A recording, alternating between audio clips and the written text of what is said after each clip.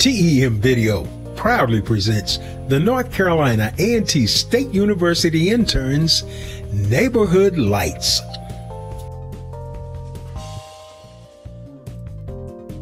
Hey friends, it's Myaja and Natalie, and welcome to Neighborhood Lights. Tonight we have a special guest on our show. She is heavily involved with Habitat for Humanity as a member on their board, and she even has had the pleasure of having her own home built with this wonderful organization. She was in our spotlight last week, Miss Penny Smith. Hello, Miss Smith. Hello. Welcome to our show. Thank you. So, welcome to our show once again, and we would like to know more about you. Well, I am a mother. I am a grandmother. I am a homeowner of 21 years in my Habitat house, and currently I work for A&T, and I'm involved with Habitat on the Board of Trustees. Well, first of all, Aggie Pride. Yes, exactly, Aggie Pride. So what does your position entail with the Board of Trustees? Right now, just we listen for how to raise money, to build houses, how to partner with other organizations for in-kind services. We also look at how to get homeowners. We're looking for always fundraising, where we're going to get the money from, make sure that we have enough volunteers. So I serve on the development committee, so we're looking at the fundraising. Okay. So as a member on the development committee, what exactly are your specific duties? To help the people who know people with money. So as the homeowner, my role is to speak on events, to let them know the importance of the Habitat home and what it brings to the homeowner and to the children that benefit from having the home. Okay. Do you have any fundraisers that are coming up that the public should be aware of? Not currently. Okay. So what are some past fundraisers that you have done? We had the big fundraiser that was just in September or August of last year, where we had one event, one night, to build enough money to pay for one house. So that was a dynamite experience, and the goal was met, and the family was happy, and there you have it. That's awesome. We also have events where people can give long-term. They can decide to give money through their wills. They can do planned giving. So there are lots of ways to give. And not only just financially, we ask that people give of their time. We're always looking for volunteers. Similar to tithing. Exactly. So what made you want to become a valuable member for Habitat? It's not enough to just say that you got to do something. It's like an action, you know, and to get involved and to help be a voice for other people. And I know quite a few people, and so I'm all about trying to encourage someone else. So, you know, if I did it, you can do it. Right. I did it with 5 children. You can do it with 2. Right. So let's talk about what else does the public need to be aware of just pertaining to Habitat? So I know that you, of course, you're on the Board of Trustees and you need donations. Who exactly are you going to for the donations? Corporations. Okay. We have sponsors for houses, not just corporations, but churches. So churches, large or small, we can have churches to partner with each other to help raise the money together. Individuals. So everybody can give on every level. Is it usually, I guess, a long process when it comes to finding funding for a home, or does that process usually get taken care of quickly? Well, we would hope that everything is instant, but it's not. But usually when people give us their word that they're going to, you know, donate X amount of dollars, it happens. Wow, that is absolutely amazing. That is awesome. Well, we have more exciting news coming up, but first, let's see who's in our spotlight after this short commercial break.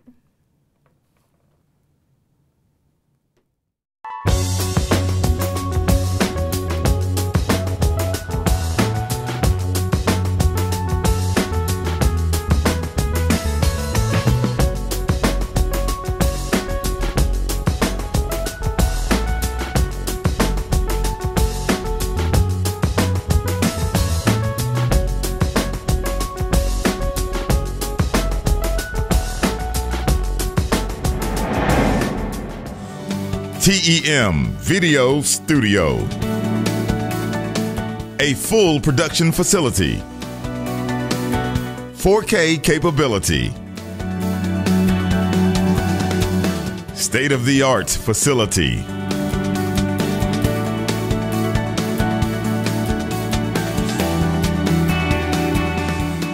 Call us today, 336-698-9095. Our Spotlight of the Week shines on Maria Hanlon.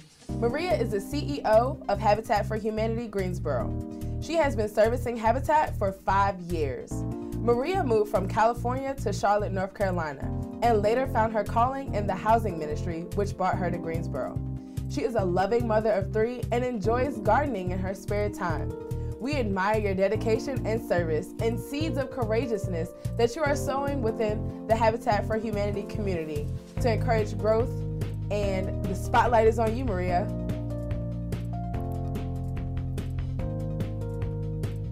Let's look into some on-site construction for a new home that is currently being built for a deserving family.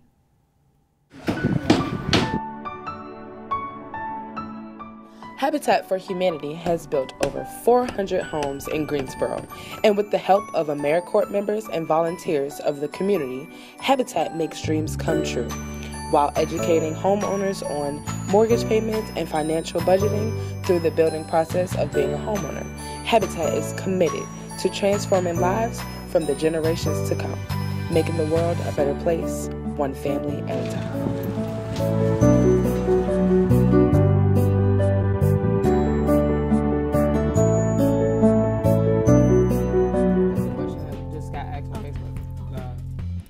Awesome. Those workers and volunteers are hard at work. That exact house is actually being built amongst the other Habitat homes in the neighborhood. So, Ms. Penny, how exactly does Habitat for Humanity home ownership actually work? Well, first, of course, you have to contact them and get the application. Once you get an application, then it's important that you stay engaged because you know, you may have some credit issues, you may have some other things that you have to pay off, but don't let that discourage you from applying. So Habitat takes in families that are in need of affordable housing, adequate housing. So if you're living in substandard housing or if you're living in a place where it's above your means, then I think that you should contact Habitat. The process is not hard at all. So do I have to have a family? Do I have to have children? Or can I be a single person? You can be a single person because Habitat not only build houses, but we renovate houses. Okay. So you can be a single person. The process would involve, you know, being able to pay at least 30% of your income for your mortgage. Mortgages go up to 30 years for your mortgage. You also would need to be able to put in 250 hours of sweat equity. That would be your down payment, so to speak, on your house. So sweat equity is when you actually go and work on your own house. Yes. Wow, that sounds so cool. Exactly. And I know you actually help to build other houses as well. Yes, yes. So how does that work? So in the process, while you're waiting for, if you've been approved, but maybe you don't have a lot yet, they haven't gotten a lot for your house, so you would work on someone else's house, and so you start the energy towards building your house. And not only does that you help that family build their house, but you're building community among other Habitat homeowners. As well as relationships with those Habitat owners. That's correct.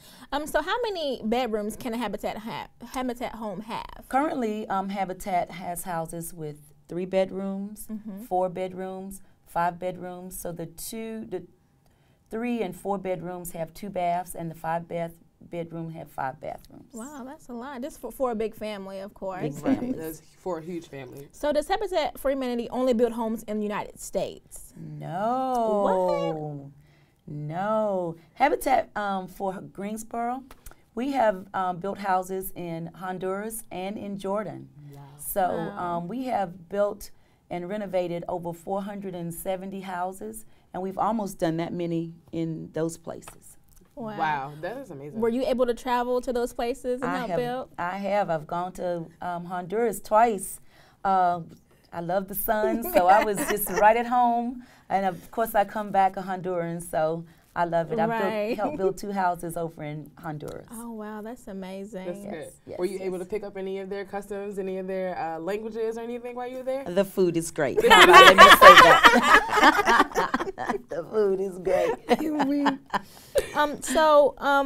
Let's talk about what is the process of actually picking the family? Like, what is it a rigorous process? How does that actually, what does that actually entail? Well, certainly they're going to look at your income, and they're going to look at your debt ratio. Okay. He's got some notes. He's going to look at your debt ratio. So we want to make sure that they have classes so that you can be credit ready, get your credit in place. They have classes that will help you learn how to save. They have classes to just help you through the whole process. So please, please, please, please don't be discouraged. Apply. Stay with us. We'll be right back after this quick commercial break. Be sure to tune in as well as ask questions while we're here on the show.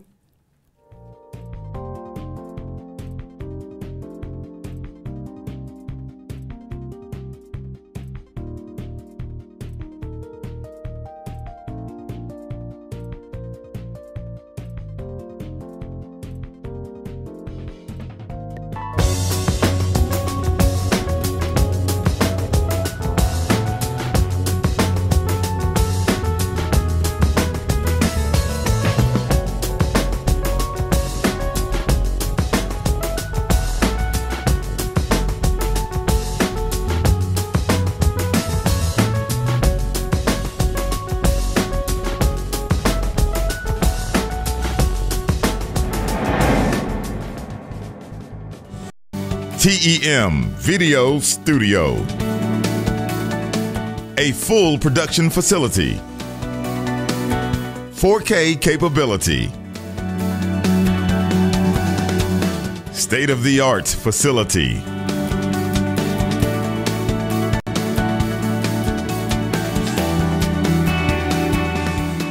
Call us today, 336-698-9095. Welcome back, friends. If you have any questions, post them in the comment section and we'll be sure to get those answered for you. So again, we are here with Miss Penny Smith, if y'all are just tuning in. So let's talk about you as a Habitat owner. Just tell us your story. Yes. Well, it started over 20-some years ago. I was a single mother, 1 son, and my sister, I took in her son and started raising him as my own. And I applied for Habitat, and I got turned down. I got denied because the rules back then were a little bit different. So I didn't meet the criteria at that time. But as God would have it, because I don't believe in luck, the door opened because I believe it was because I opened my heart to my other nieces and nephews. Ended up taking in my other 2 nephews and my niece. So at age 28, I became a mother of 6. I already had a foster daughter. I became a mother of 6 overnight at age 28. So by the time I was 29 and a half or so, I was moving into my house. So the process was unbelievable. I mean, it was like I found out right before Thanksgiving, and I had to keep the news until we went to Thanksgiving dinner so I could tell everybody, right? Right.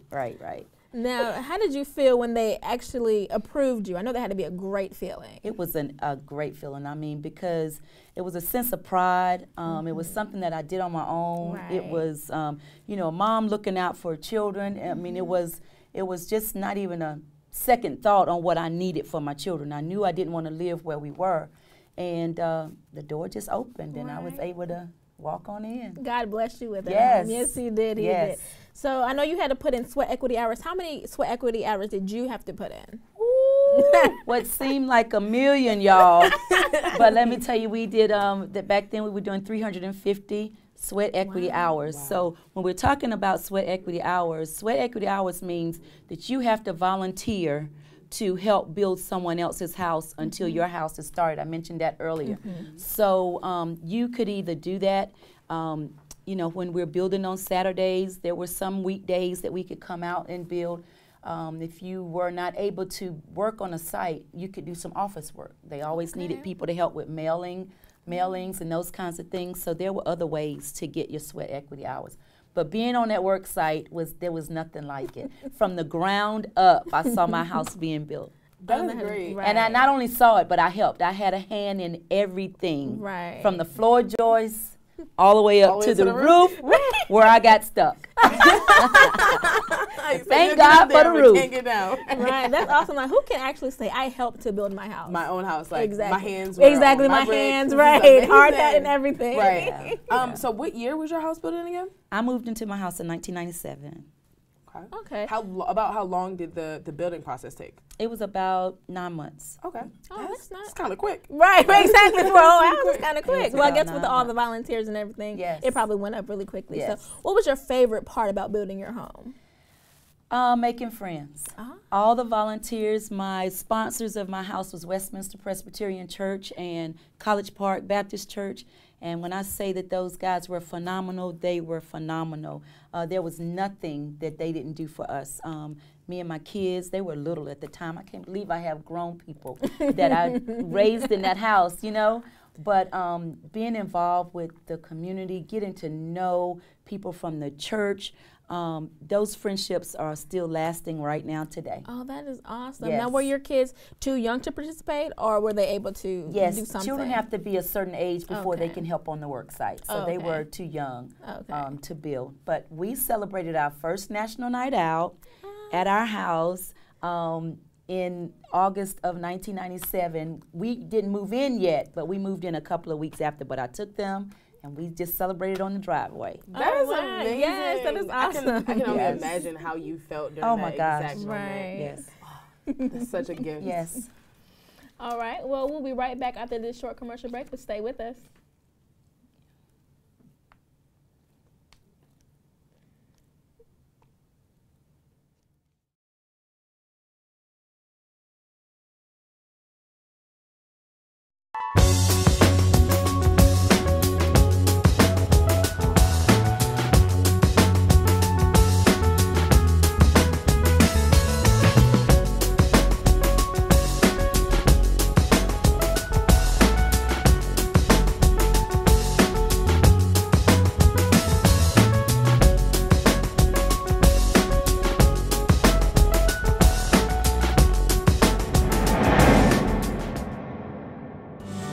TEM Video Studio, a full production facility, 4K capability, state-of-the-art facility.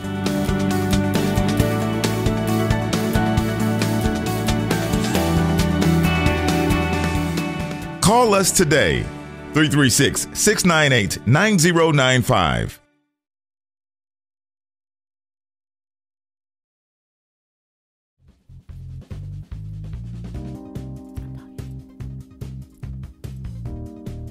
Welcome back, friends. If you're just tuning in, we're sitting here with Miss Penny Smith, who is actually an owner of a Habitat home. So, Miss Penny, how has the Habitat home impacted you and your family's life? It's given me a sense of community, pride, stability. Yes. I'm just encouraged. My children did well. I mean, they had somewhere to come home to call home. They had their own bedrooms. They all had beds. I mean,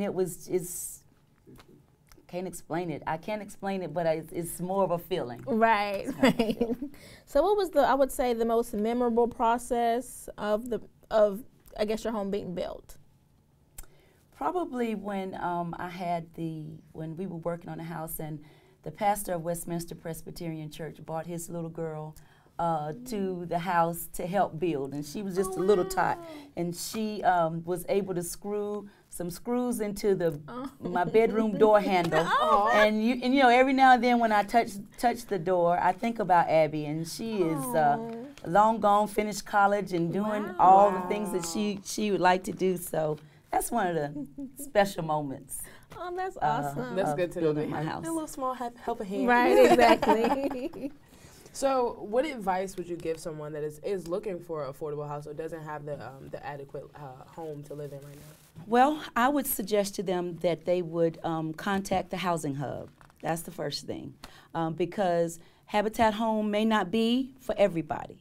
But at the Housing Hub, you can come to the hub, you can speak with someone with the Housing Coalition, someone with Housing Solutions. There are other agencies in the Housing Hub that you can come to and speak to them about your housing needs so that they can direct you into the area that might be best for you and your family. Oh, well, that's awesome. Well, that's all the time that we have for today. Thank you so much, Miss Penny, for being on our show today. And thank you all for watching. And if you know anyone who is in the need of living in an affordable home, please do not hesitate to contact Habitat for Humanity, and they are here to help you. So stay connected with TEN Video on Facebook and YouTube to see what else the interns have in store for you. Now we have a special guest on our show, Miss Daintry O'Brien for Habitat for Humanity. Hello, Miss O'Daintry, and welcome to our show. Miss O'Daintry. Miss O'Brien. And I just held a little money back so that I can open the studio and have a playroom for all my lovely students from A&T. Wow, that is If you didn't know, me and Nate actually go to A&T. Really? Nay and I. Nay and I. Anyways, we go to A&T. I didn't know that. Well, it's just wonderful. See who's in our spot. Wait, so what camera am I looking at? I think two. See who's in our spotlight after the short week. What? I'm confused. All right, so for yes.